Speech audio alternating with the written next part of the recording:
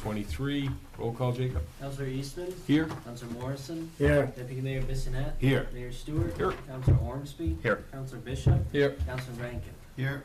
Next item is the 2023-2024 proposed budget review. Sue.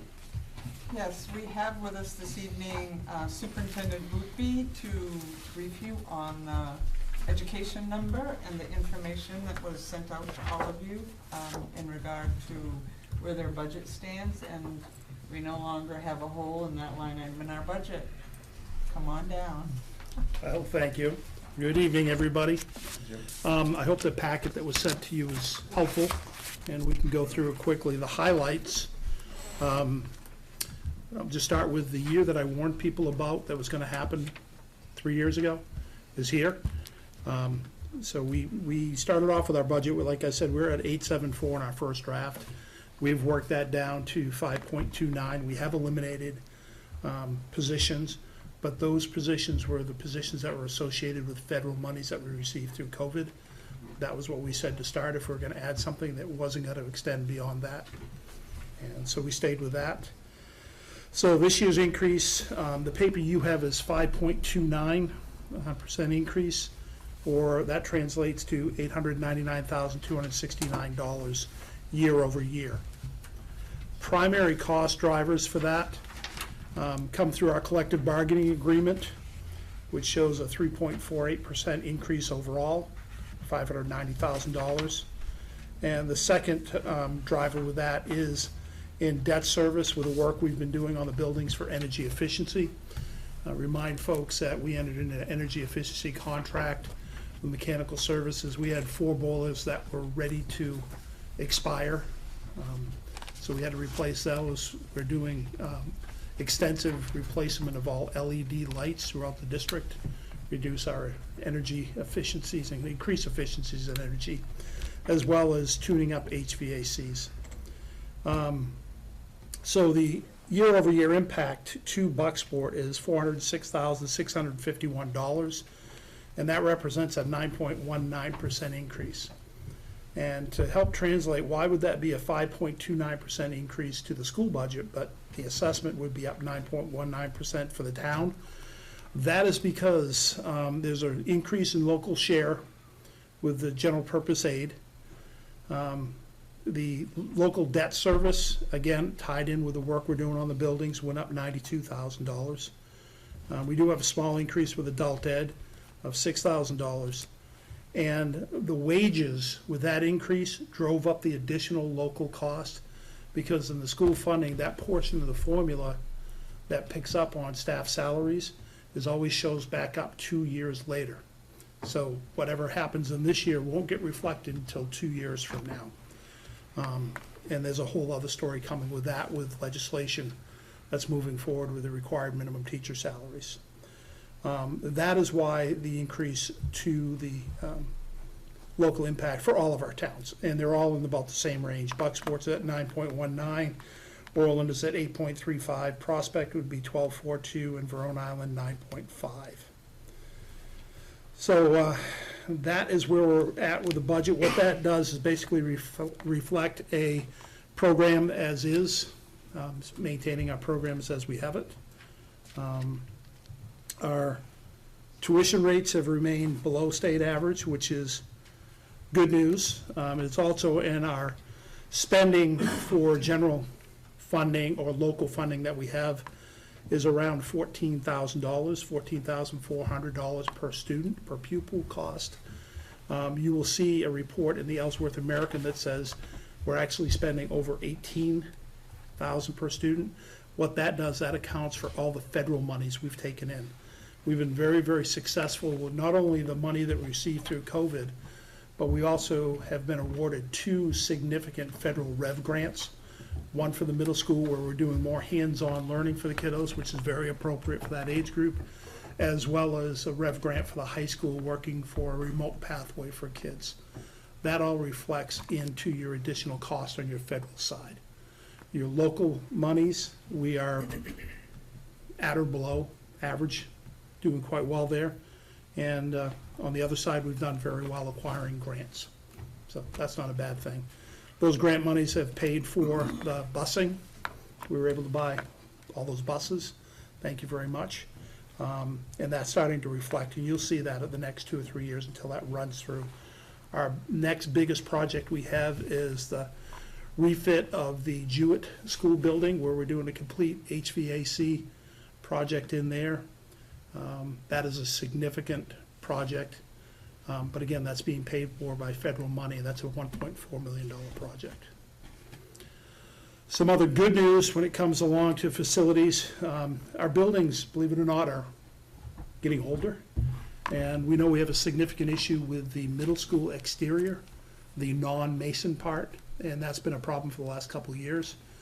We applied for and received a revolving renovation fund loan from the state of Maine for $1 million for that project. Project cost is estimated at $1.4 million. The nice part of revolving renovation loans are they're 0% interest. And because our district is a receiving district for general purpose aid, 58.42% of the principal is forgiven. So our payback on that is only 41%, which is fantastic over 10 years. We also received 2 others of those same grants. And that was kind of a wild card. We know in our facilities plan that we needed to refurbish HVAC at the Miles Lane School and also the high school. And believe it or not, we got those as well. And that was kind of a surprise. Very rarely do you have a district get more than 1 at a time. We put in for 4, thinking well, we just want to get the middle school. We came up with 3. The board has supported that. That's expenditures that was going to happen. We'll never get better money to do it. So they moved that forward. That'll show up in referendum to the voters on June 13th. So along with the ballot validation referendum vote, there'll also be a second question, do you support signing on an agreement with a 0% interest loan with that percentage forgiven? We hope that will be supported because that'll help us move forward with getting the buildings and maintaining the buildings to the level they should be. I provided you other information here. Talk about community evaluation, always something you want to be watching. It's always, right now we're using a 3-year average. So hopefully you can read it. Mine came in a little bit blurry, but just so you can see that valuations are increasing significantly in all 4 of our communities. The steepest increase is actually Prospect. Verona Island has seen quite a bit with their reval. And Verona Island is really flattened out. They saw their spike a couple years ago. So we always pay attention to that so we can see what the impact of the community is, and it's all based on valuations and student population. We are hopeful that our valuations grow less than the state average, and our pupil attendance rate stays at or above state average. And if we stay on both of those sides, we see better funding coming from GPA. If our valuation goes higher than the state average, that's when we will see a reduction in general purpose aid. Don't see that happening the way the current economy is, but you never know what's going to happen. So, something to pay attention to. Throwing a lot out. Want to stop quickly for any questions? I'm happy to answer. Yes, sir. What's the new legislation that they've got in right now for the increase in teachers' wages? Yeah. Is that going to have a big effect on your? It will eventually, because what it's going to be a buildup, and I think the latest iteration I saw is through FY28, the minimum will go to $50,000. And there's going to be stepping points between now and then. We have met the minimum $40,000. So we'll see it more on a gradual basis than. That's their plan. A shocking $10,000 jump. That's what I'm hoping. That's the whole idea. That's what we've testified. If that is going to happen, make sure it's a ramp up and not a straight up jump. So one of the challenges we've had, and I know you've talked on the municipal side, is wages, and that's what's driving the big jump in our budget, is to keep teachers here and keep hourly people here. It's been a battle. Our hourly wages started at $14.75, and we're competing against people that are paying anywhere from $16 to $17 an hour for ed techs. And people don't have to drive too far to be able to get a similar job, better pay. So we had to become competitive there. And as far as the teachers go, we have met the minimum, but we see unfortunately, as you go through your cycle of negotiations, when you move forward the next year, a lot of the places you're competing against, they're negotiating and they're taking your standard and moving it higher to attract. So we've seen in some areas over the next 2 years, starting wages will be at least $46,000. That's pretty significant. Our contract will be right around $43,000. So, something to pay attention to, always. Now, provided the state maintains their 55% contribution, as that escalates, cost of education goes up, they should be picking up more of a share. But as the pie grows bigger, 45% is a bigger number. So it's all connected and you can't ignore, so. I'm Oh. sorry. The original way they addressed that was to redefine what 55% was of, Yes. as opposed to. Yes, That's just how the curve goes. yeah, the curve has been changing quite a bit, so. If I'm seeing these numbers right, and I think I'm looking at this graph right, for enrollment by community, Yep, looks like the Miles Lane has quite a few kids from outside the RSU. yep, Is that, that's good. I know, but just, is that a outlier, or do you think they'll be able to continue through? to- No, we've been seeing more of that, Peter. More and more people are making choices if they have choice available. Yeah. Some of that is also agreements. If we have an employee that has a child, if the sending superintendent is willing, we'll take them in as a perk to keep people there as employees. So on that same chart where it says superintendent in and out, is that where your agreements Yes, come into play? Yeah. The only other question, it looks like Miles Lane, and then you have the middle school. Miles Lane looks like it's 15 or 16 higher number of kids there.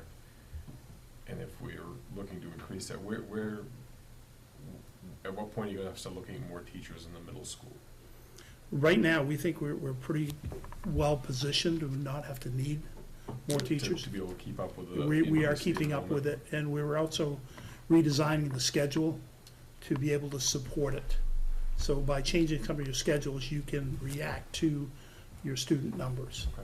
And so we've been able to do that to date, and also improve the opportunities for kiddos, what I think the new schedule will look like. And I'm sorry if I'm missing it, but No. I'm curious, percentage of Orland kids coming to the high school? Yep, I know the agreement was what, 70? 65%, Yeah. and we're up over 80. So that hasn't changed then, that 65 is? Oh, no, that's locked into the agreement, and you're well over 80%. Yeah, okay. Yeah, and gaining ground. What we're finding, interestingly enough, is kiddos that will take advantage of that tuition agreement, almost half of them that are currently doing it never came to our K-8 schools. They will move in so kids can go to high school and then move back out. But there's nothing we can do about Yeah. that. That's part of the agreement, Yeah. and, You mean they move into Orland yep, and move out mhm. according to the high school? They move in so they can have choice, establish residency there, and then they, Special ed numbers staying? special ed numbers are fairly consistent. We're right at that 22, 23, 23%. yep. Yep, Yep. that's been pretty consistent. We are seeing a shift in service needs for kiddos. I mean, over the 14 years I've been here, we're seeing far more kiddos with needs. Mhm. And I think Mr. Wormsey can probably speak to it. I think he's seeing it in his schools. It's just not unique here. How many federal grant positions did you have? We eliminated 3. Yep. Yeah. Yeah, and that's because the funding ran out. That was part of the ESSER 1 or 2 was ran out. Yep. We do have a couple that are carried through next fiscal year, part of ESSER 3.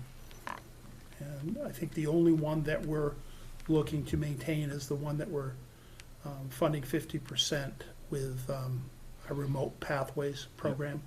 We have, I believe there's 11 kiddos that are enrolled in that program, which is good. They count as full-time students. We receive the money for them from the state and our general purpose aid count, but for multiple reasons that they're better served through a remote pathway. So it's an alternative for them, and it's worked out for them. Where are we ranking right now academically as far as the state goes? Jim, I don't have that number right off my head. I can certainly look for it. It's gonna depend on, you know, what data point you wanna look for. I can tell you that we have been challenged. We are a tier 3 school at the I don't middle. understand tier 3 yet. I'll explain that. So, the tier 3 school is one that's identified that our test scores 4 years ago were low. And so we received extra resources for that. As far as the high school goes, our numbers have been very, very solid. So we are right. Oh, yeah, well, as far as a ranking goes, depending on who you want to look at, our numbers, we've gone up into the, you know, the upper third of the state. But there's other numbers you can look at. If you look at certain populations, that's lower.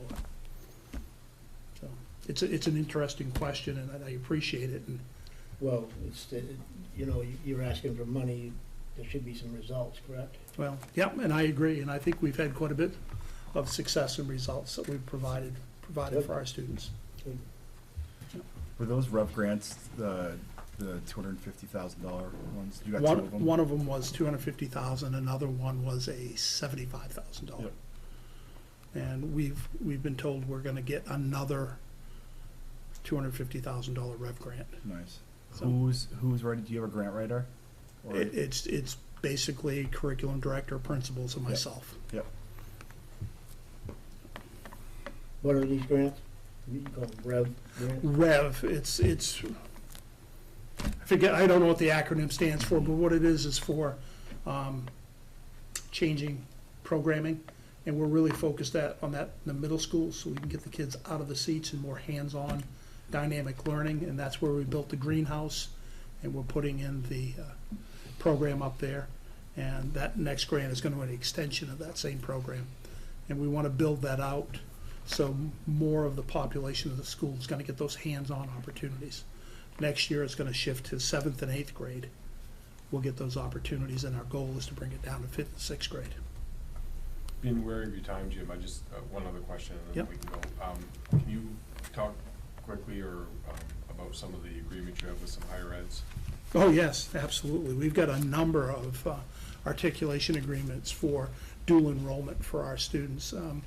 USM, Husson, University of Maine, Fort Kent, University of Maine, Farmington, where our kiddos will actually take courses at the high school and earn college credits. We've been doing that now for, gosh, almost 9 years, and it's just expanding.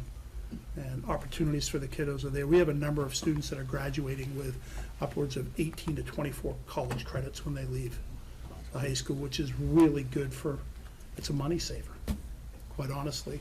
And those credits are acceptable within the University of Maine system. There's, You have quite a few kids taking advantage of the free community college? that's what we're seeing more of. Since that's come out, we've seen a shift in our number of kids, not the total number of kids going to post-secondary, but starting off at the community colleges. And with the idea, if it's free tuition, get your first 2 years under the belt, get a lot of the requisites, and then transfer into a specific program. Yeah. That was been an This year, interesting. 23 is the last one, right? What's Oh, that? They extended it. They Extended, extended? yeah, oh, yeah. Oh, good. Yeah, another year, so. I notice I go by the board up there, and a number of the kiddos, it's, you know, Eastern Maine Community College, Southern Maine Community College, Kennebec Valley. So I think fiscally, it's prudent. Mhm. And in reality, they can go for a 2-year program, get a certificate or degree that it's in a trade that there's more than enough need for also. Absolutely. And we've seen an interesting change the last couple of years. We've seen more kids getting into apprentice programs. So working either welding or lineman, they'll go into an apprentice program, go there for, you know, short durations, 12 to 18 months, get certified and come out and they're employed, which is great. We had one young man that went through a welding program out west, and it was supposed to be, I believe, an 18-month program. He finished up in less than a year, met all the requirements because of all the certs that he got from us, and he came back, was hired by Chimbro instantly, and moving on his way, which is great. It's You fantastic. say out west, what does that mean? I think Wyoming, I think, was the state where the program that he went to. Yeah. So, which is great, very excited, and, you know, we're seeing kids making better financial choices. I know we've got a couple of students this year choosing to enter the Air Guard, and so they can get tuition payment there, and I think one of them's coming to Maine Maritime, you know, so, which is smart. Any other questions from Mr. Boothby? He does have a budget meeting with the school board that I want to make sure he gets to, so we can have a chance to let him get to work on what he needs to work on. I'm hoping I'll have more information for folks within the next couple of days. Hopefully decisions are made tonight, so Okay. we'll get back to you.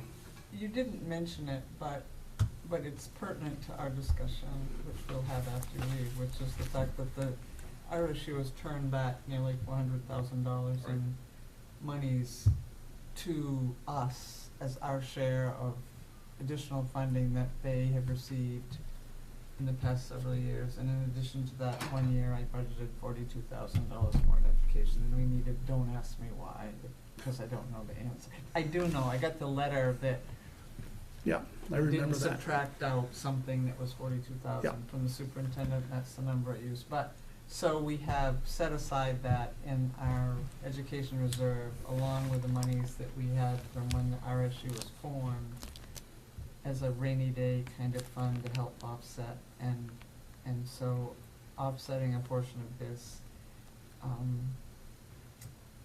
big leap, would be possible to do for a couple of years in a row to, you know, wind down the overall impact. So just to note that while this is a big number, there have been a number of years recently where the RSU has made decisions that other districts haven't made, which is to return the money to the towns that, and we've made the decision to save that money, and Because Mr. Boothby told us this year was coming. that's right, exactly right. Yeah. So, and what we'll be working on tonight, part of the conversation, we'll be taking a look at those numbers we have from the auditor and saying, okay, what are we looking at for reserve accounts? And I know we've spent a lot of effort in our capital reserve account to be able to have monies there, because we know we're gonna have roof projects.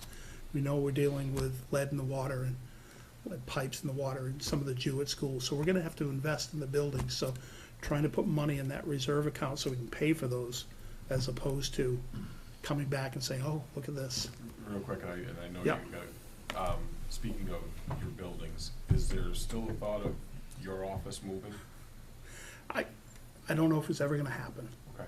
just because of the space and the numbers we're seeing. And down the road, legislature is gonna be moving within the next 2 to 4 years of 3-year-old programming, which is gonna require more space.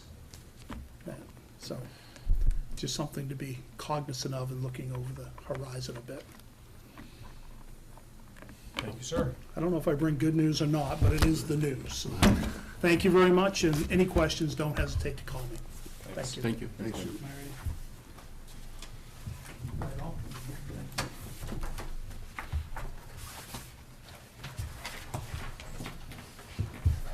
All right, next is a review of what we've gone over for the last 5 or 6 weeks. Sue has a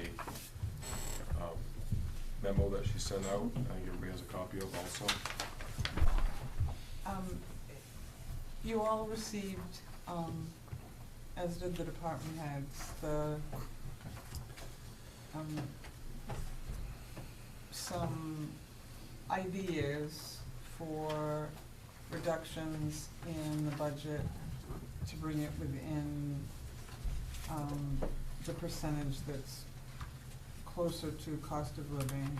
6.7 is the way it ends up at the bottom. And if you look through these line items, the proposal is to budget more towards our actual expenditure patterns than it is to budget for every eventuality that might happen. And an example of that is budgeting for every employee to take every day of their vacation and use every day of their sick time and every day of their floaters in a year and need to be replaced. And spending patterns indicate that that's not the way that's the number, but the most we ever spend out of that is 85%. So I budgeted to spend, to appropriate, an expense, and what that does is it doesn't feed fund balance the way that budgeting bigger numbers, not spending them, and then it falls to fund balance at year end. This is closer to the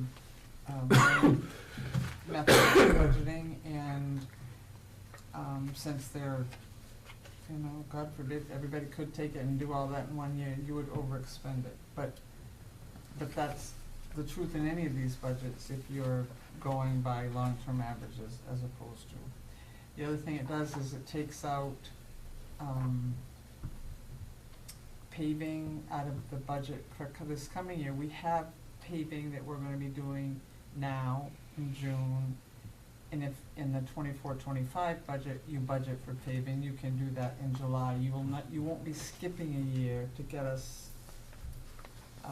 in the same position we were when we had to do the $3 million road project, because we had not done road maintenance for years and the way we should have to keep up.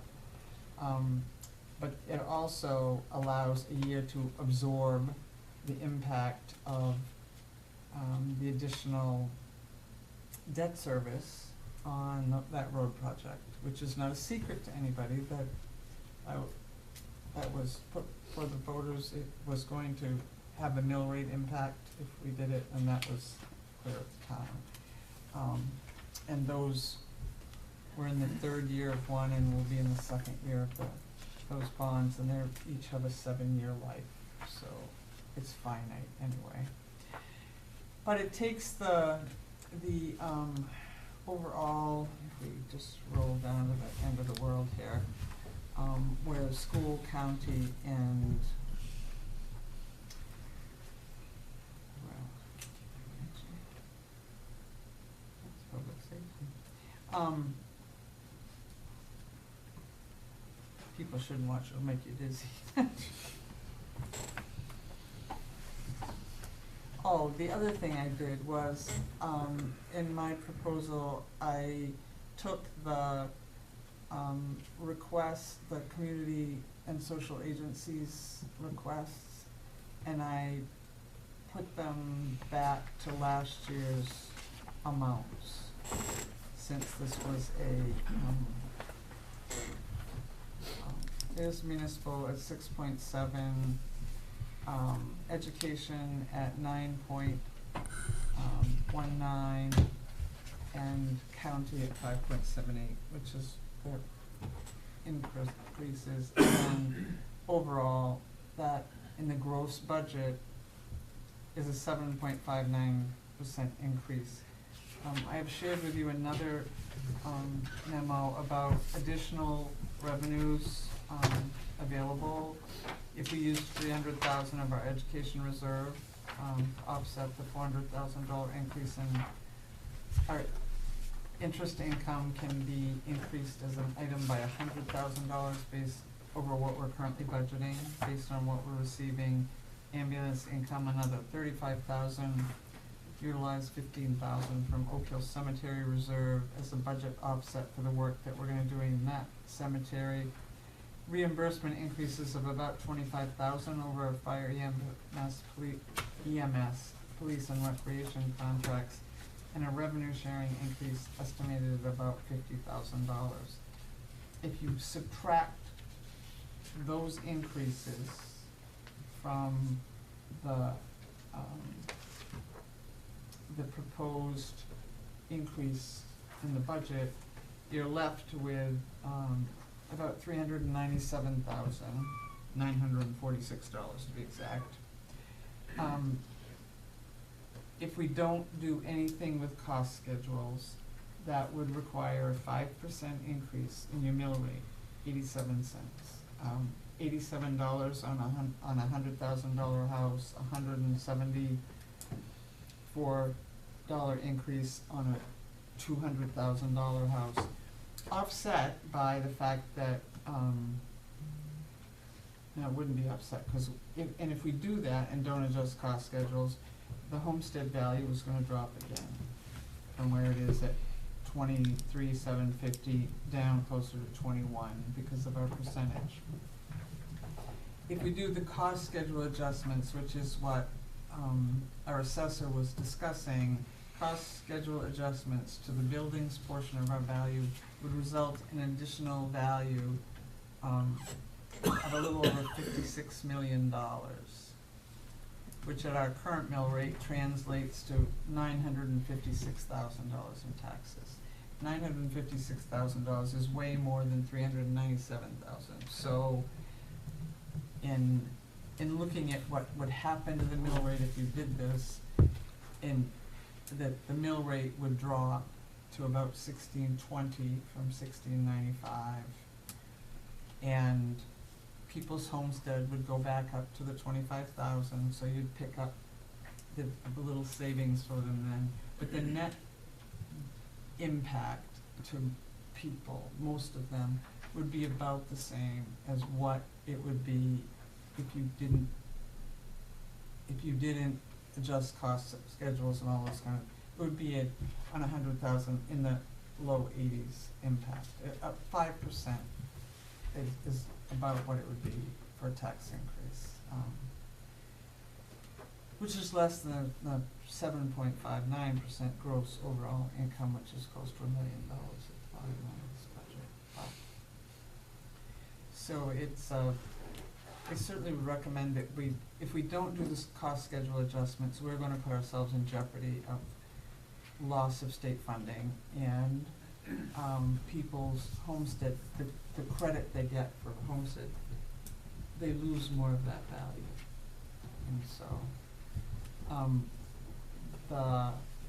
our assessor will have harder numbers in the coming weeks, but tonight's discussion is what budget does the council want to see me present to you in a formal form next week that you can vote on to send out for public hearing at the first meeting in June for consideration. And by that time, you'll have final numbers, and if you needed to make some adjustments or wanted to make some adjustments, you can do that. But this was my best effort to retain services as they are,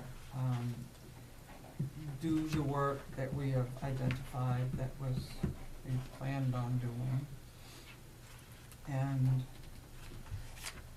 that's it. Thoughts, anybody? I think the $300,000 from the education reserve is a no-brainer.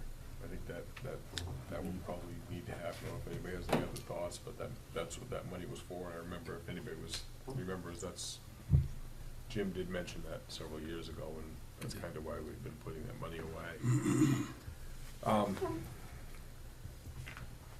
I appreciate Sue going through and getting more realistic numbers. I think that was one of the things that we talked about of, just not putting a number down for the sake of putting a number down.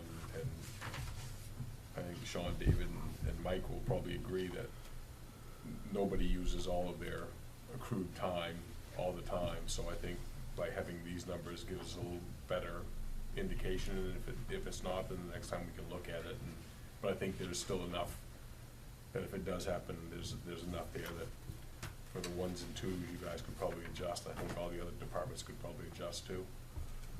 Now, I say that, and tomorrow everybody put in vacation requests for all the time they have, right? They can't. We addressed that in the last contract. Thank you. Any other thoughts from anybody?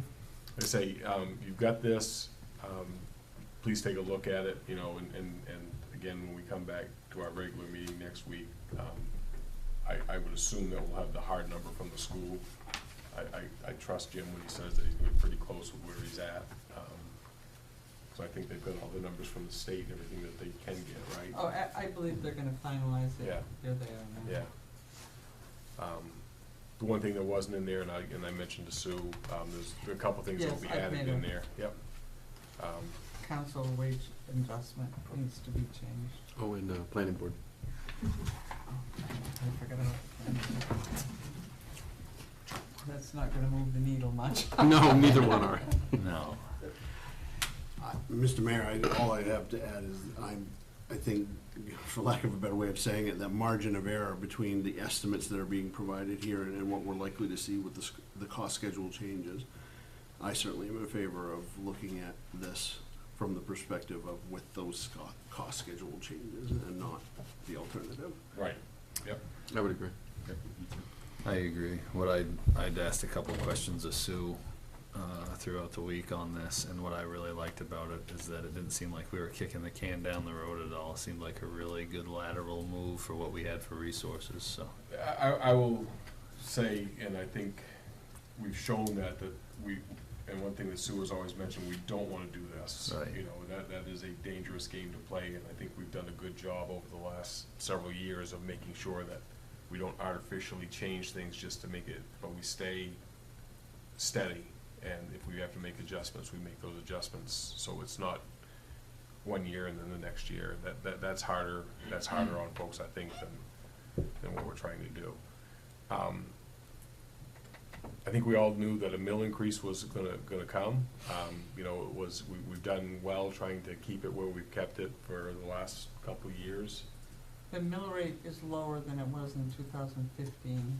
Right, but again, if anybody is not looking around at what's going on with just costs in general, and when you look at utility costs and the cost of running the town, and again, everything I'm hearing, folks that are here like the services we have, want a full service community, want a full service school, and all of those things, and I think, you know, those things do cost money and you have to pay for it, and if we're gonna go with those decisions, and I think this budget captures a lot of that, so. I will tell you that if you've been looking at, or watching what's happening in other communities in their budgeting, that virtually everybody's encountering the same pressures that we are in terms of increased cost, for education and personnel and all those kind of things. That's not, but we've prepared well for it to rain in the fact that a lot of districts don't give back money when they have extra. They retain it for whatever. They don't give it back to the communities. And sometimes when they do, the communities don't save it to be used for an educational purpose if it ever gets hard. So we've made some smart decisions in doing what has been done fiscally, so that a 5% increase in an environment where the increases in cost of electricity is 40%, and all the things that are pressuring people are pressuring us to keep that to 5% or less, I think is. Sue, can you speak, I don't wanna say quickly, but if you don't, you can't. I'll try because it annoys No. Ed when I talk. No, you know when to finish. Do you have any color or flavor for us for where our finances stand as far as investments and what we have in the checkbook, I guess, outside of what we have for savings? Our fund balance, our undesignated portion, is slightly over $4 million. It started at it was at 6 in 2015. We've hit that for retaining wall payout, the matching things we've done for big projects, the dock project, those fishing pier, those things have hit fund balance. We have around $2 million in reserves. We have. How have the investments gone over the last year? I know how mine have gone, so.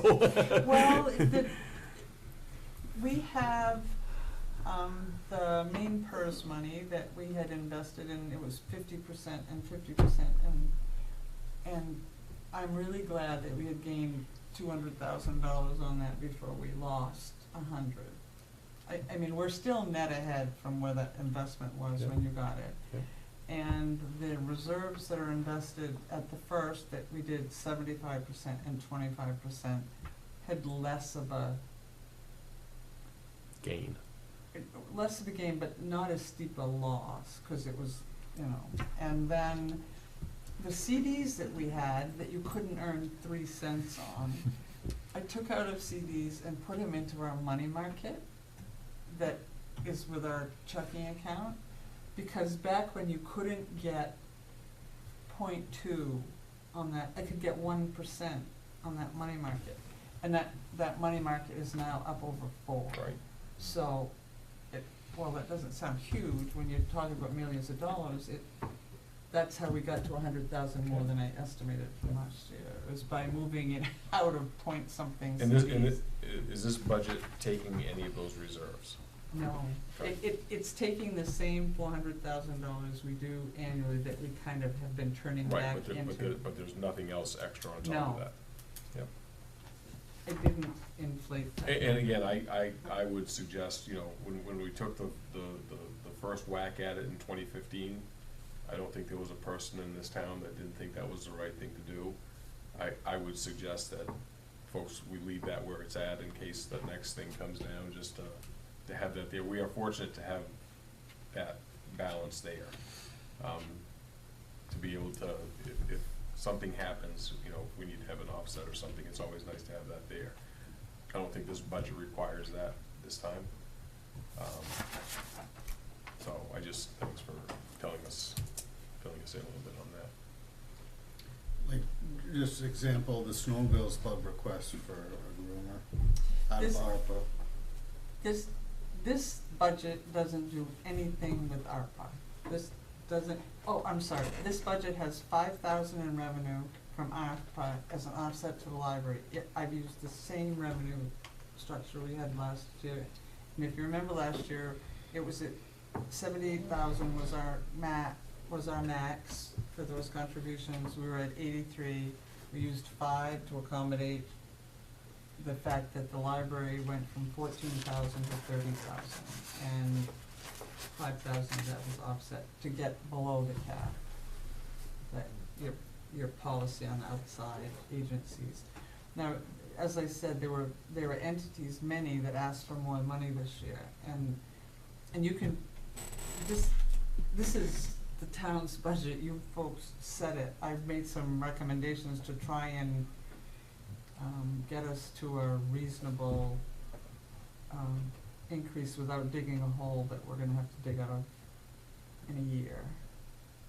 And that meant that those entities. Some of the requests weren't granted everything they asked for. I mean, That's- and that's okay, because I think, you know, again, we've done that for the last few years of, we've had a number set, they've asked for more, but we've kept it at that. That's what your policy says, is Yep. that you won't exceed 1% of your prior year's tax commitment on these entities. And last year's was a pretty good jump, I think. On some of them, Yeah. And we heard from everybody here, was very thankful, and, you know, the couple that asked for the bigger amounts have asked the same amount every year, and they're still thankful when they don't get the big one, so.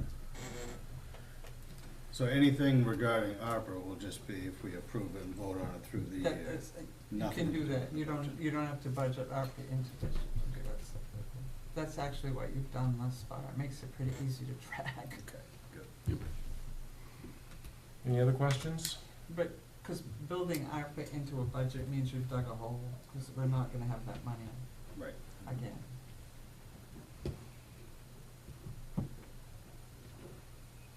All right.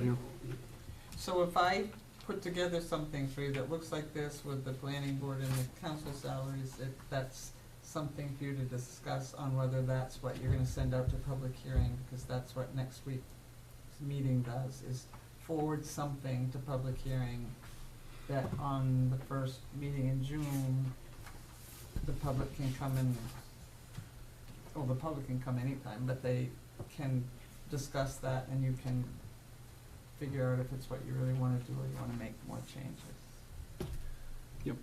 One thing I'd like to talk about, if it's possible.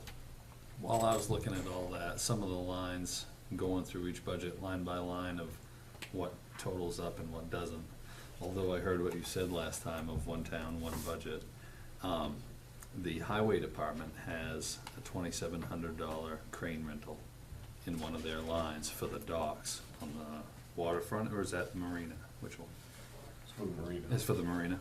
The marina pays half and the town crew pays half. Okay. And if you're getting, I'm fine if you put it, the other half on the waterfront, so it's all under me. That's what I was wondering if we could do and just streamline that visually, because I understand that the crews help with that process, but on a financial numbers end, from my perspective, I just really didn't see what that had to do with that. I think we didn't want to beat Rich's budget up too bad. Yeah. So he complained about it. He's smart, he can figure it He out. complained about it, I'm sure. No, that's Can do that. easy.